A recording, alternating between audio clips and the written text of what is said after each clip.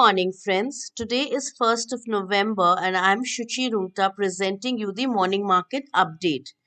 Nifty yesterday gained 225 points, opening gap up and continuing its strength throughout the day, closing above the psychological level of 18,000. The rally was led by the auto, capital goods sector and the IT index. The overall market breadth was supportive and the trend and the momentum on the charts on all time frames are up. Technically speaking, 18,100 stands as a strong resistance for now as it's the previous swing high.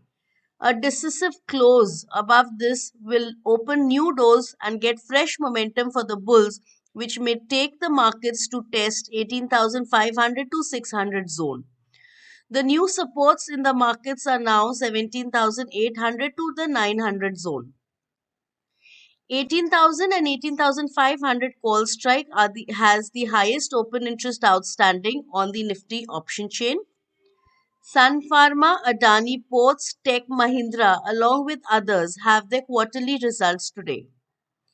The FIIs bought aggressively yesterday in the markets, buying around 4,200 crores in cash. India wicks further dipped and trades below 16 levels. The US markets had a muted price action yesterday with a negative bias after the stellar 5% move last week. SGX Nifty trades at 18,178 now, hinting another higher opening. To conclude, any price or time correction in the markets should be used as an opportunity to buy in the markets.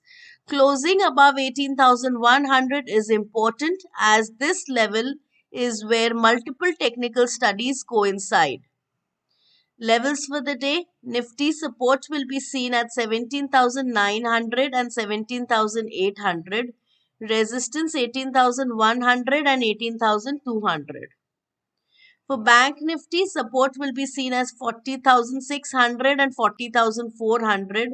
Resistance 41,530 and 41,850.